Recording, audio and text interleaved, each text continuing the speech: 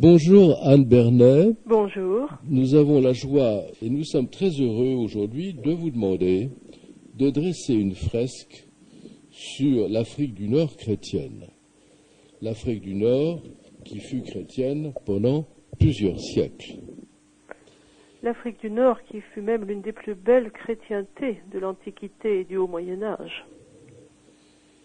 Une Afrique chrétienne grandiose qui a donné à l'Église quelques-unes de ses plus belles, de ses plus nobles figures.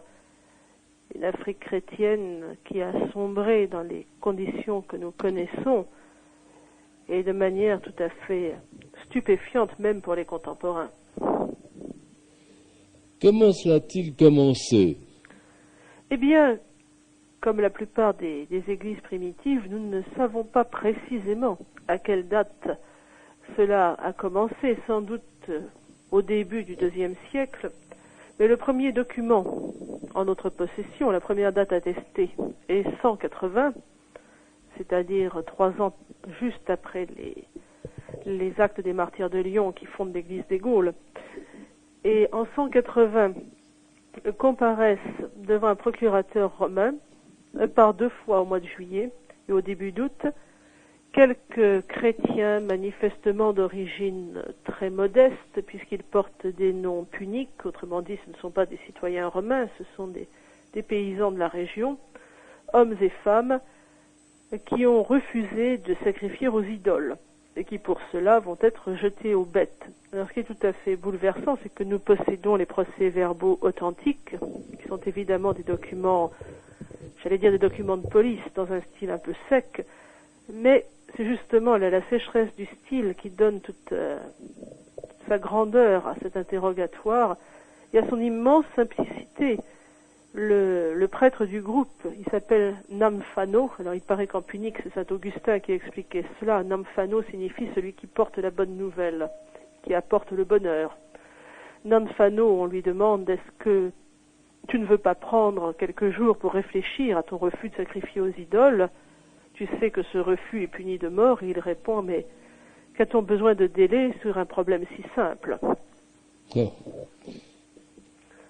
Et c'est ainsi qu'est fondée la chrétienté d'Afrique à travers le sang de ses martyrs. Et pendant les décennies qui suivront, elle ne cessera plus, cette jeune église d'Afrique, de donner des martyrs, et parmi les plus grands, à la catholicité. Martyr de l'Empire romain. Martyr de l'Empire romain. C'est comme ça que tout a commencé partout, d'ailleurs. Alors, ce qui est très intéressant, c'est que c'est une église des pauvres à l'origine, mais qui ne va pas tarder à se targuer d'une des plus belles figures intellectuelles de l'époque, puisque à peine 10 ans plus tard, nous voyons apparaître Tertullien. Tertullien qui finira mal, il est vrai, puisqu'il sombrera dans l'hérésie, mais Tertullien qui au début est un personnage d'une immense envergure à qui nous devons l'apologétique, qui d'abord reste un très grand texte latin, un très beau texte d'un point de vue littéraire, mais qui marque surtout une sorte de changement d'orientation de l'Église par rapport au monde et à la société. Jusque-là, face aux persécutions depuis Néron, l'Église a toujours tenté de prouver que, bien entendu, les chrétiens étaient innocents des crimes dont on les accusait. Tertullien part, lui, du principe que ces crimes sont évidemment infondés, que c'est la société romaine, dans son injustice, qu'il faut mettre en accusation. Et avec quel style le fait-il? C'est grandiose. Alors évidemment, Tertullien, qui est un caractère passionné, entraînera une sorte de retour du bâton, dans la mesure où certains interpréteront ces textes comme des menaces, comme une invitation pour les chrétiens à se retirer de la société, de la vie politique, voire, diront certains juristes de l'époque, une invitation à passer à l'ennemi, ce qui est une lecture un peu outrancière de Tertullien.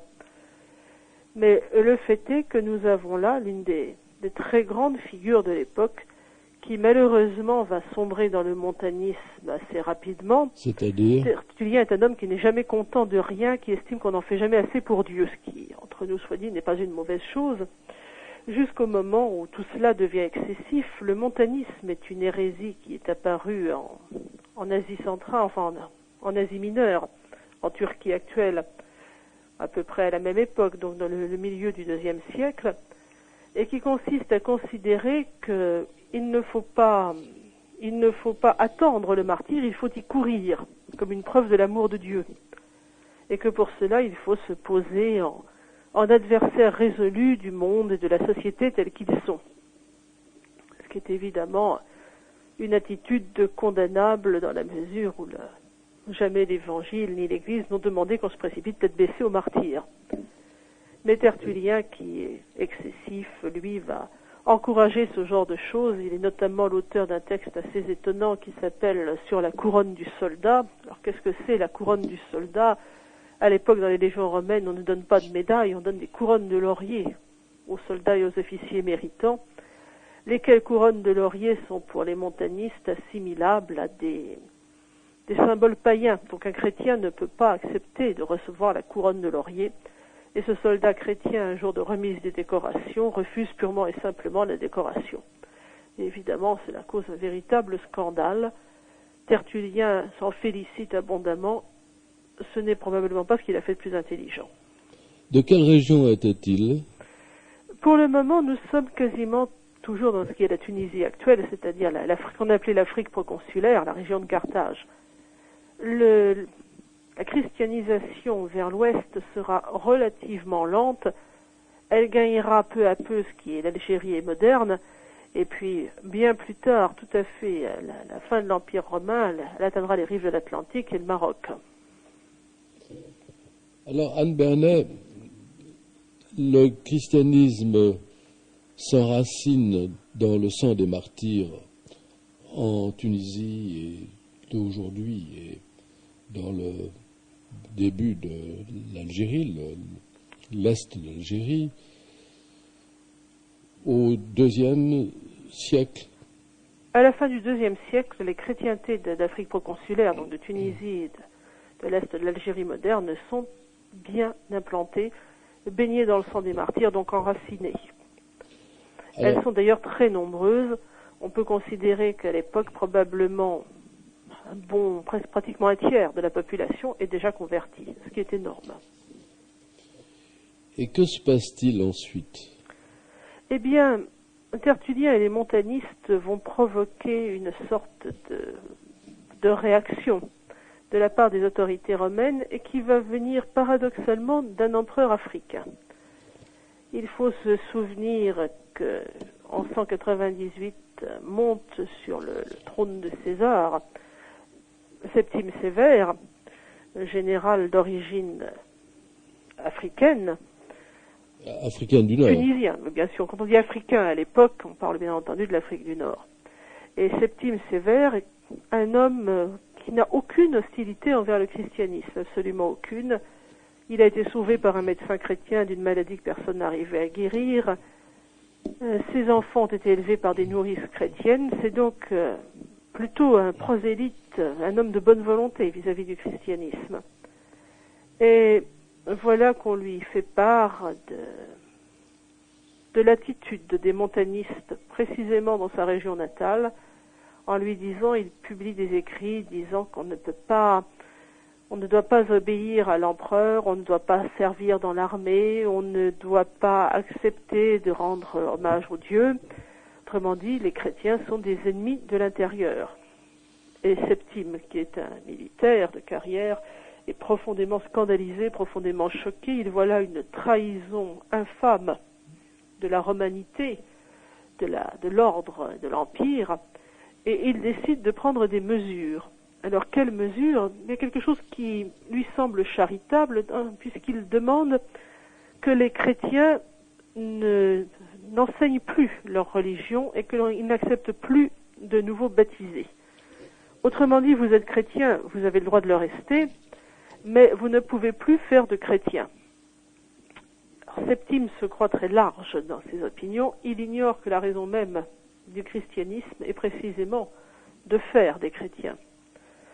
Tout contrevenant étant passible de la peine de mort, les choses vont très vite prendre une tournure fâcheuse et, une fois de plus, en Afrique et à Carthage même, puisque l'on va arrêter dans un faubourg de Carthage un groupe de catéchumènes. Et ce qui apparaît fâcheux aux autorités, c'est que certes, dans le groupe se trouvent deux esclaves, un homme et une femme, mais également des jeunes gens de la bonne société, très bonne société carthaginoise, et parmi eux une jeune femme de 22 ans, qui se nomme Vibia Perpetua, qui appartient à l'aristocratie locale. Et alors là, cela devient tout à fait fâcheux. Nous sommes en 203.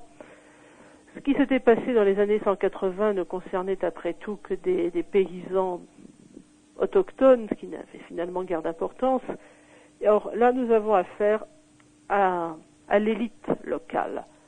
Le christianisme s'est donc considérablement enraciné et il a atteint des milieux qui jusque-là lui demeuraient fermés.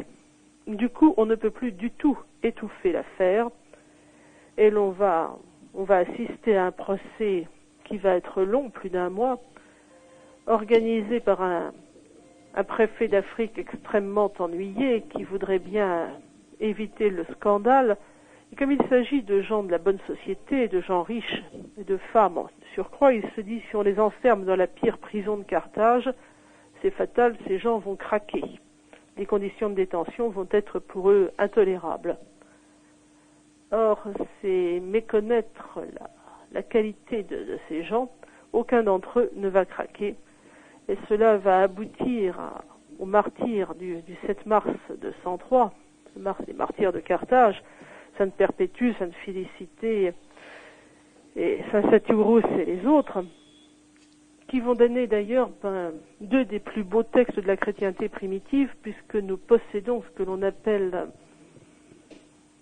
on pourrait appeler ça les mémoires de Sainte Perpétue, ce qui est exactement en réalité son journal de prison, puisqu'elle va tenir un journal de détention pendant près de 6 semaines, de son arrestation à son martyre, qui est particulièrement touchant pour plusieurs raisons. D'abord parce que Perpétue est une jeune maman, elle a un bébé de quelques mois qu'elle aime énormément bien sûr, et on va lui faire un chantage sentimental affreux en lui disant « mais ton fils va mourir, tu n'es pas là pour t'occuper de lui ». Et d'autre part, il y a son vieux père qui passe son temps à venir à la prison avec le bébé et lui dire « mais aie pitié de mes cheveux blancs, aie pitié de ton bébé ». Ce qui est un épouvantable chantage auquel la malheureuse Perpétue ne cède pas. Et d'autre part, Perpétue est une mystique qui, à partir de ce moment-là, va avoir d'extraordinaires visions du ciel, du purgatoire, de l'échelle qui monte au ciel, qui vont demeurer dans la pensée chrétienne de véritables fondements de la mystique et de l'imagerie chrétienne. Et c'est un texte tout à fait bouleversant, tout à fait admirable, que nous a légué Sainte Perpétue et l'Église de Carthage. Elle n'était pas seule. Elle n'était pas seule. Il y avait avec elle tout ce groupe de catéchumènes, des hommes, ils étaient 7 ou 8.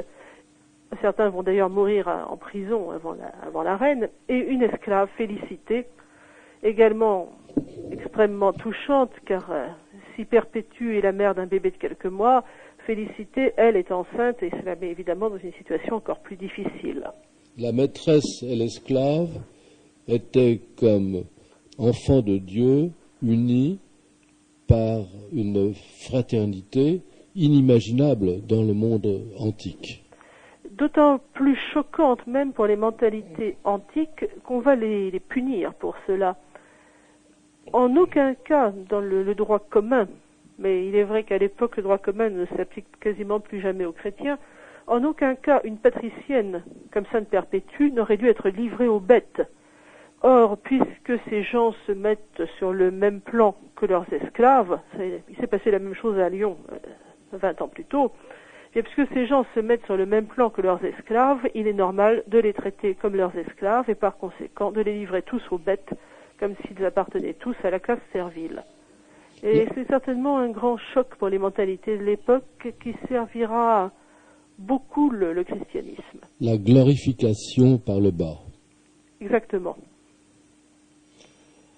Anne Bernet, après cette semence de martyrs que se passe-t-il en Afrique du Nord vers le IIIe et IVe siècle? Eh bien, pendant les 80 ans qui vont suivre, vont alterner, comme dans le reste de l'Empire, des périodes de paix et des périodes de persécution, celles-ci étant d'ailleurs plus courtes que les périodes de paix. Mais ce ne sera pas toujours bénéfique pour l'Église d'Afrique. Et c'est là que commence ce qui sera le grand drame de l'Église africaine, qui la conduira d'ailleurs partiellement à sa perte. C'est que cette Église d'Afrique qui engendre tellement de penseurs, tellement de martyrs, tellement de figures d'exception, est également une Église qui a le sang chaud. Ce sont des gens qui s'échauffent facilement, qui se querellent facilement, chez qui les débats d'idées s'enflamment et prennent des proportions qui vont malheureusement fréquemment jusqu'au schisme. On a parlé du montanisme tout à l'heure, provoqué en Asie mineure, mais qui a connu un tel succès en Afrique, qui a conquis quelqu'un comme Tertullien. Eh bien, des mouvements de ce genre ne vont pas cesser de déchirer la chrétienté africaine. Et en 251 éclate la grande crise provoquée par les édits de l'empereur Dès, lequel a simplement exigé de tous les citoyens de l'Empire qu'ils sacrifient aux idoles en signe de loyauté aux autorités. Alors, Dès considérait que, de la part des chrétiens, toute restriction mentale était possible. Mais pour un chrétien sincère, il n'y a pas de restriction mentale, on ne sacrifie pas aux idoles, point final. Cela, Dès ne l'avait pas compris, il a provoqué des drames sans le vouloir. Et le fait est que l'édit est rédigé dans des termes tellement souples, précisément, que beaucoup de chrétiens ont eu l'impression qu'ils ne commettaient pas un péché en allant sacrifier aux idoles dans un geste purement civique et patriotique. Cela a été vrai dans l'ensemble de la chrétienté, mais particulièrement vrai en Afrique, où un certain nombre d'évêques un peu mous, un peu faibles, ont donné l'exemple de ce qu'il faut bien appeler une apostasie. Et il y a eu une apostasie massive, extraordinaire. On a vu des églises entières, l'évêque en tête, aller au temple, monter au temple et sacrifier. Et à côté de cela, eh bien, il y a eu ceux qui tenaient bon, les purs et les durs, qui ont tout refusé, qui sont allés jusqu'au martyre, jusqu'à la confession, qui ont parfois passé des mois, voire des années en prison. Mais ceux qui ont survécu à partir de la fin de la persécution ont estimé qu'ils valaient mieux que les autres. Or, l'évêque de Carthage, qui était alors Saint Cyprien, tout jeune évêque d'une 40aine d'années, considère avec une grande sagesse que l'on ne peut pas radier de la communion catholique définitivement pratiquement 75% des fidèles. Ces gens ont faibli dans des circonstances extrêmement difficiles parfois. Va-t-on les bannir à jamais? Eh bien, les purs, comme ils s'appellent eux-mêmes, considèrent que oui, ces gens sont impardonnables, ils sont déjà damnés, il ne faut pas avoir pitié d'eux. Et l'on va assister à un nouveau schisme provoqué par un certain Donatus, qui est un adversaire personnel de Cyprien. Donatus va fonder une église parallèle dont il va se déclarer pape. Il a même envisagé d'aller à Rome se faire proclamer pape, mais ça n'a pas réussi. Et il va rallier autour de lui un certain nombre de gens qui se jugent meilleurs catholiques que les autres, qui vont se montrer particulièrement impitoyables envers les faibles. Et des mouvements de ce genre vont se reproduire pendant les années et les décennies qui suivent, à chaque persécution, dans des circonstances à peu près semblables. En Afrique, il y a ceux qui apostasient, ceux qui tiennent bon. Et parfois, parmi ceux qui tiennent bon, eh bien, ces gens se montrent incapables de la moindre charité envers les plus faibles. Mais ils ne vont pas tarder à mêler à ces causes purement religieuses des aspects politiques. Ils vont rallier un certain nombre de paysans de l'arrière-pays, des gens qui ont été plus tardivement christianisés, et qui vont mêler aux revendications religieuses des revendications sociales, économiques, l'exigence de supprimer les grandes latifundia qui existent sur toute la côte, l'exigence de chasser un certain nombre de grands propriétaires. Et bien entendu, cela va finir par entraîner une véritable, j'allais dire une sorte de guerre civile, ce qui est un peu exagéré, mais enfin, des mouvements révolutionnaires évidemment insupportables pour le gouvernement. Alors on a appelé ces gens au début du IVe siècle les circoncellions, il faut retourner au terme latin, c'est circumcellias, ceux qui rôdent autour des greniers. Et cela dit bien ce que cela veut dire, c'était des gens qui attaquaient de préférence les fermes et les domaines ruraux un peu isolés pour les piller. Tout cela sous couvert de religion, bien entendu. Mais ce déchirement de l'Église africaine va perdurer, entraîner des haines intestines qui ne guériront jamais, qui vont même aller, en se multipliant, et jusqu'à des tentations de pactiser avec des envahisseurs qui, les uns après les autres, se révéleront pourtant qu'il s'agisse des Germains vandales et ariens ou des Arabes plus tard, de véritables ennemis de la chrétienté. Alors nous arrivons aux Vandales à la fin du Ve siècle. Nous sommes à l'extrême fin, oui, nous sommes à la fin du Ve siècle. Et ces Vandales arrivent, ils ont passé le Rhin en 405, nous sommes comme la plupart des peuples germaniques. Ils ont transité assez longuement par l'Espagne, ils ont laissé d'ailleurs leur nom à l'Andalousie, qui est le pays des Vandales. Et après quelques décennies, ces gens se trouvent un peu à l'étroit en Andalousie et décident de passer les colonnes d'Hercule, détroit de Gibraltar, et d'aller voir de l'autre côté comment les choses se passent.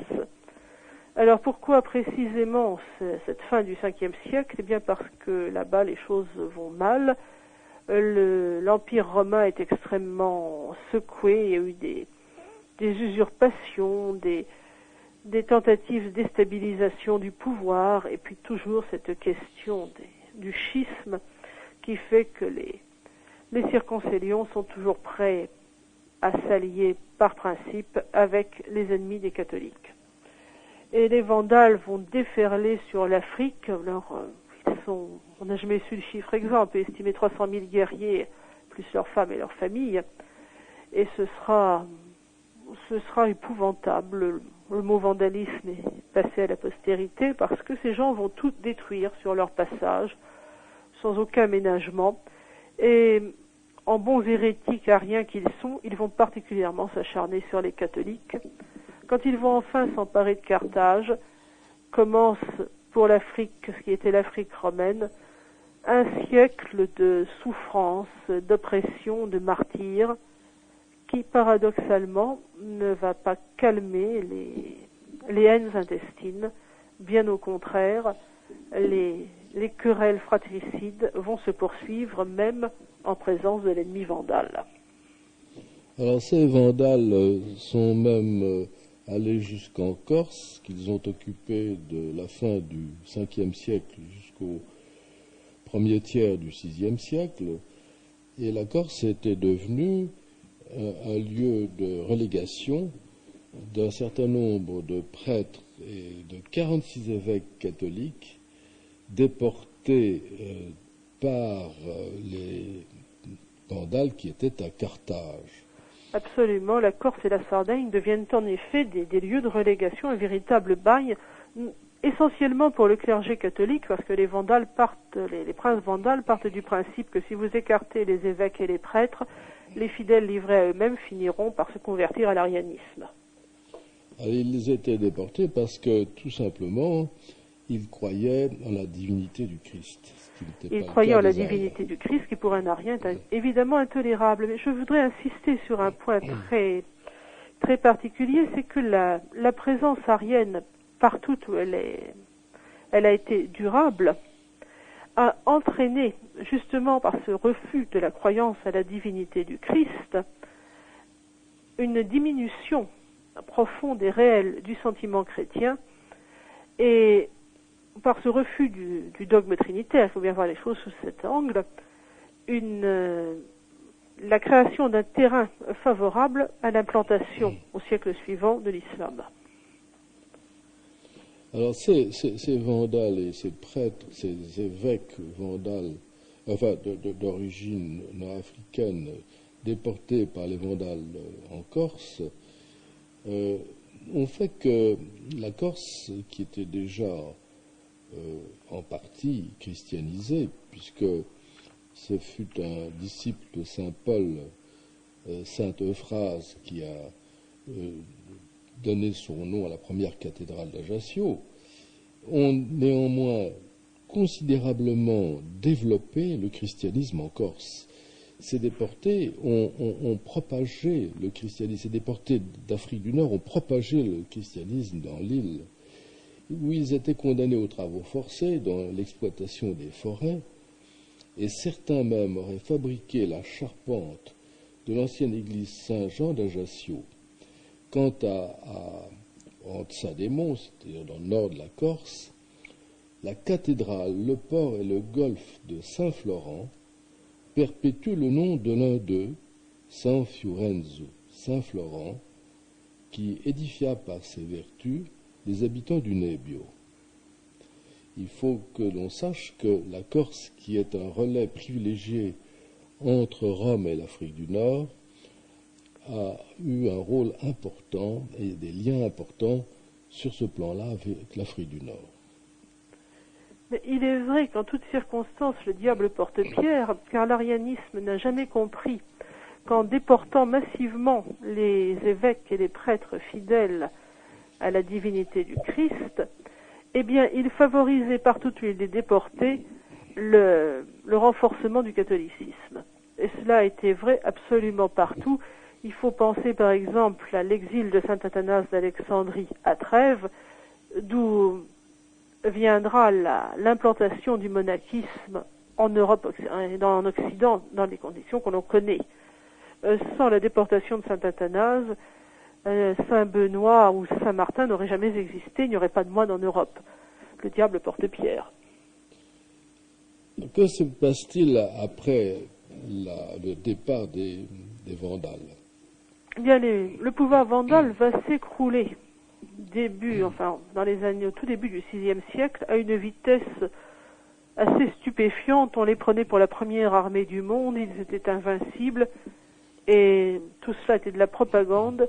Du jour au lendemain, une contre-offensive byzantine menée par le fameux Bélisaire va faire s'écrouler la prétendue puissance vandale, dont il ne restera strictement rien.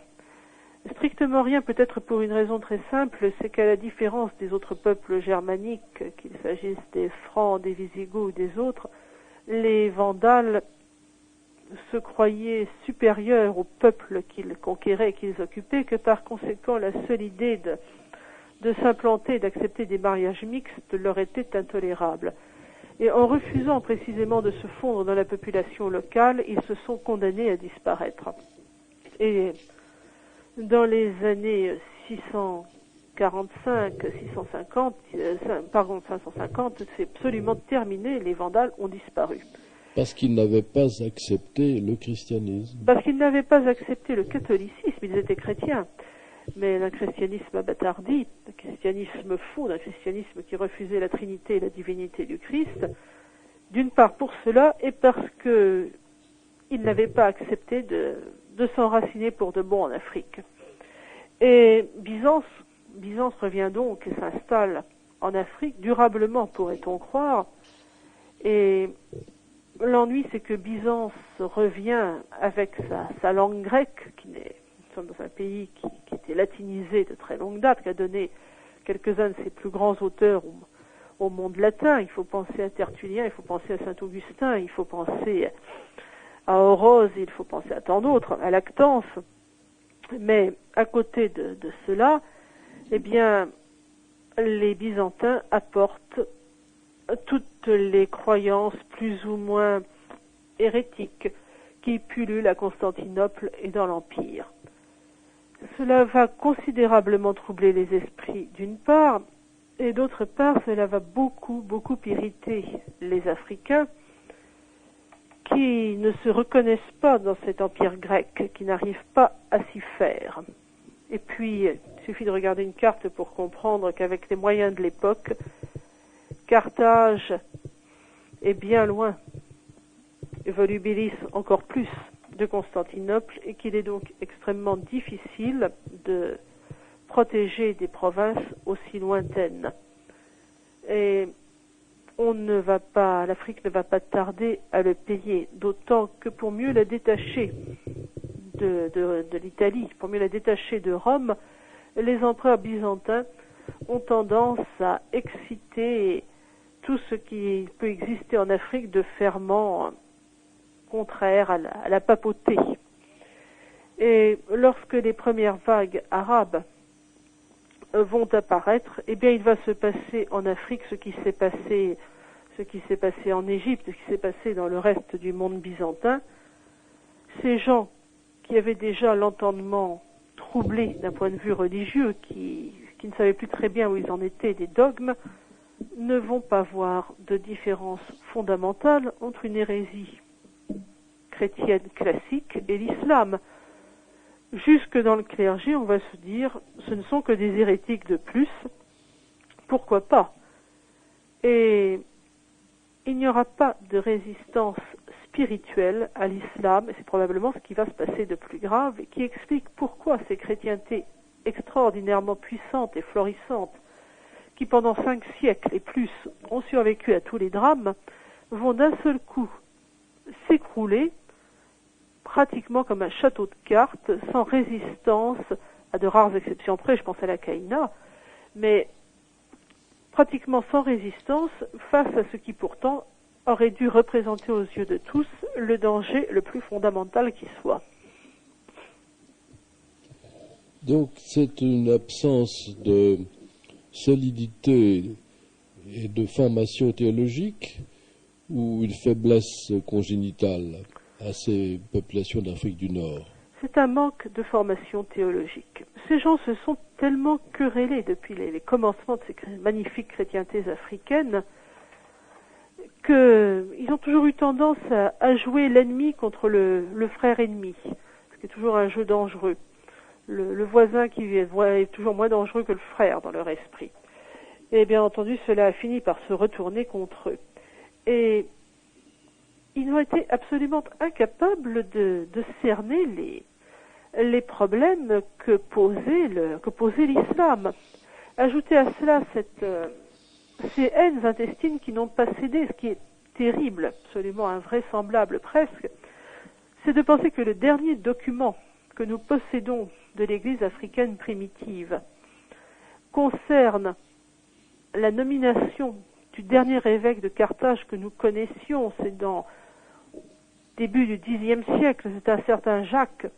Eh bien, Jacques est obligé de recourir à Rome parce qu'on lui conteste son titre de patriarche de Carthage. Or, et c'est là qu'on est absolument catastrophé, Jacques est l'un des 3 derniers évêques de toute l'Afrique. Il reste 3 prélats en Afrique, dans un pays devenu quasiment entièrement musulman, et ces 3 derniers évêques chrétiens n'ont rien d'autre à faire que s'entre-déchirer. Je crois que cela explique profondément et durablement pourquoi il n'y a pas eu de résistance. C'était des églises totalement déjà ruinées intellectuellement, ruinées doctrinalement et déchirées de l'intérieur. Et puis il ne faut pas perdre quelque chose de vue.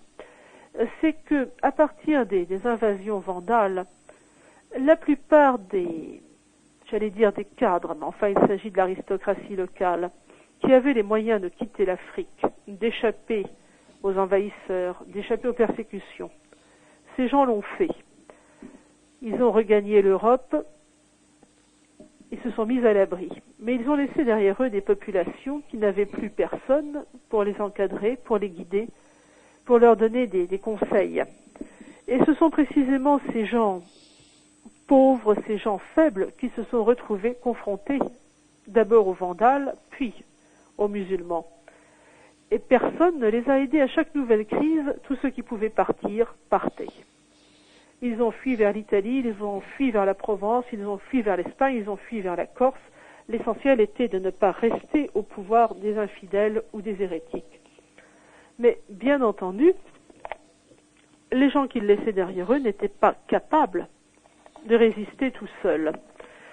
Or, le plus extraordinaire, c'est que la principale résistance à l'islamisation n'est absolument pas venue des anciennes catholicités, de celles qui existaient depuis 4 ou 5 siècles. Elle n'est pas venue de Carthage, elle n'est pas venue de volubilisme, absolument pas. Elles sont venues des tribus berbères les plus récemment évangélisées. Des gens arrivés au christianisme quelquefois depuis à peine quelques décennies et qui, eux, ont vu le péril et ont lutté, les armes à la main, contre ce danger de l'islam.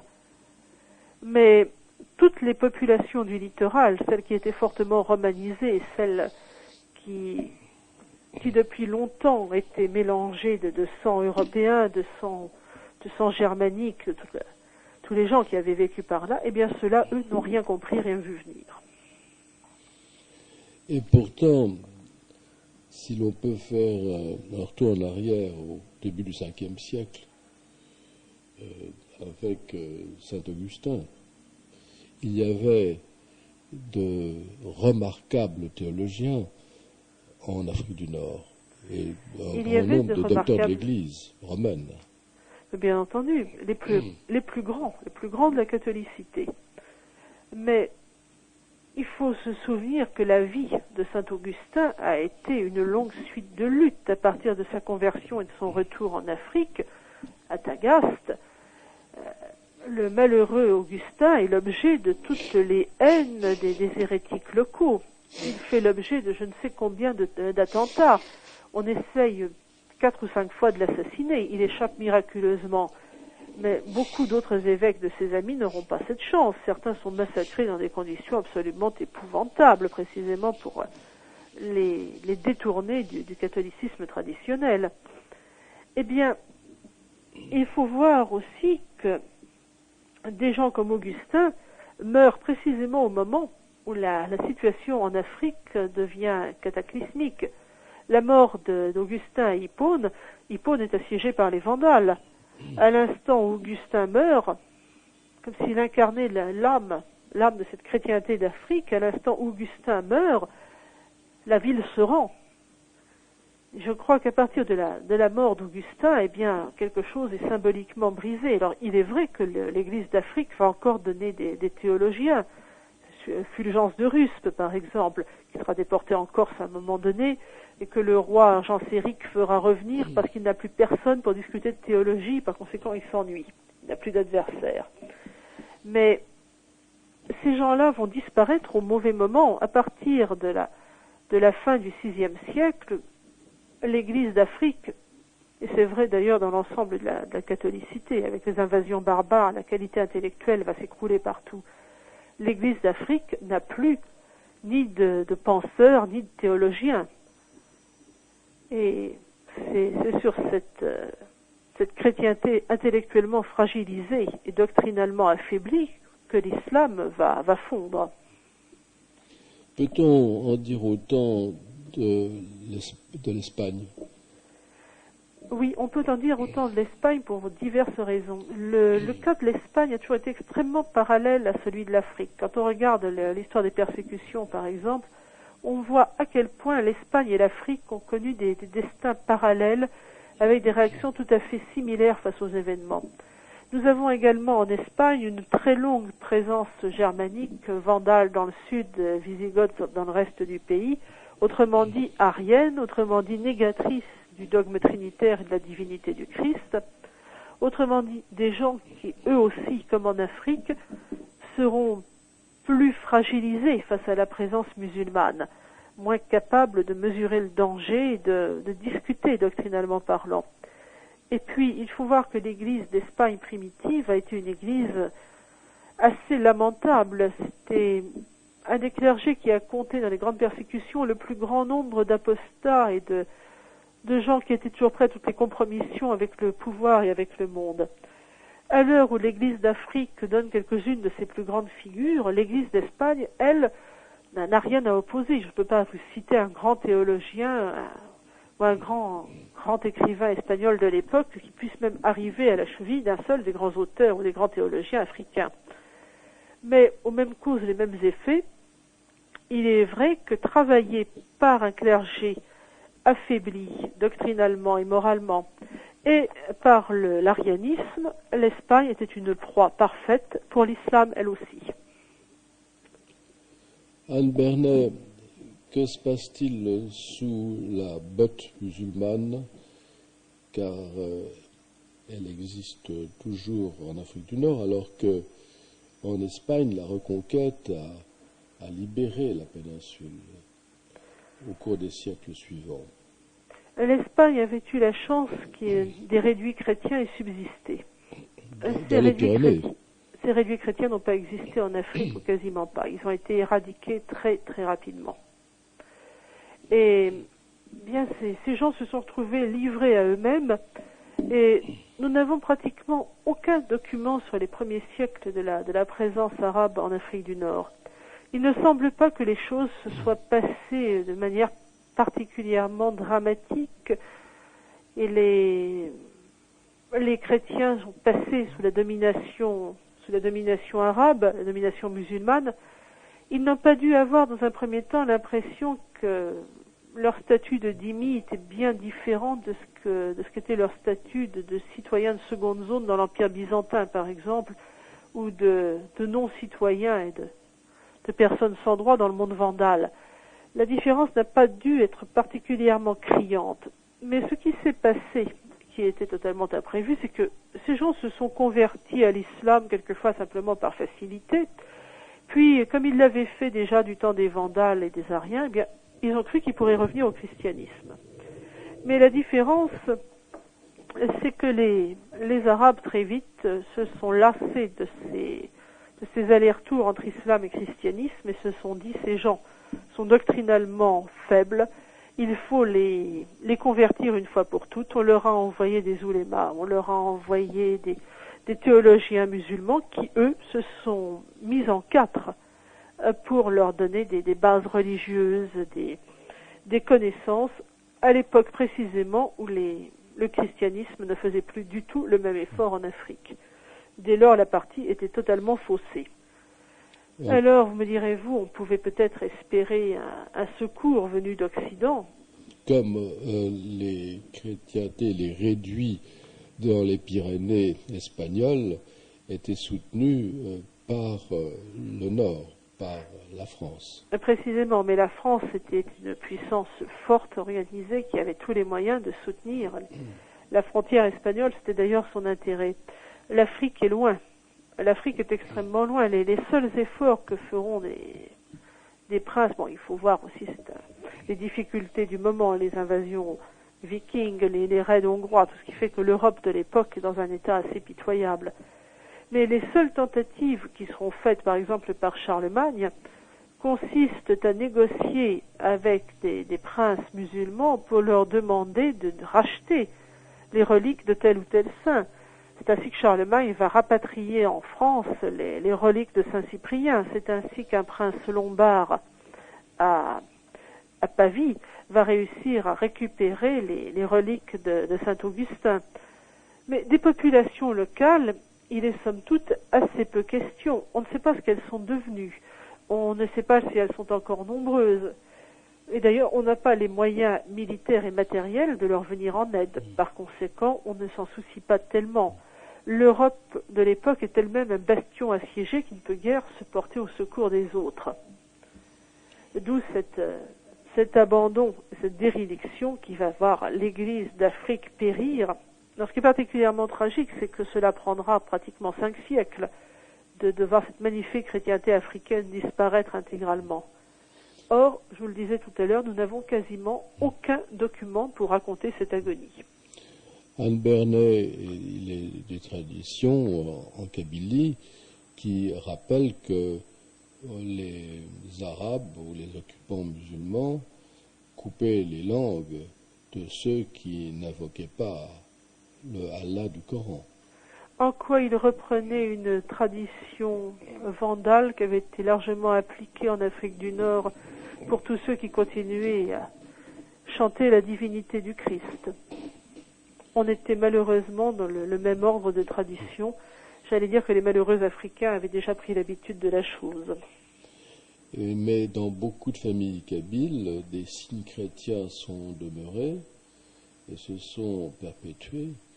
comme par exemple de faire le signe de la croix sur un nouveau-né. Parce que l'on était dans des traditions qui justement restaient à l'intérieur de la famille de telle sorte qu'elles pouvaient perdurer.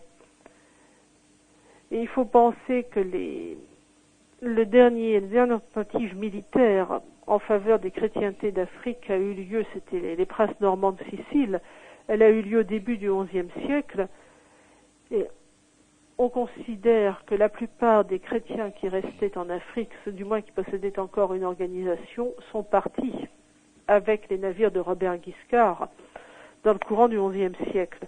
Alors une fois de plus, c'est ce que je vous disais, c'était les plus humbles qui restaient et qui devaient survivre cachés clandestinement, et jusqu'au moment où la foi ne devenait plus qu'un souvenir, une tradition pieusement gardée, mais que l'on ne pouvait plus ni défendre ni entretenir.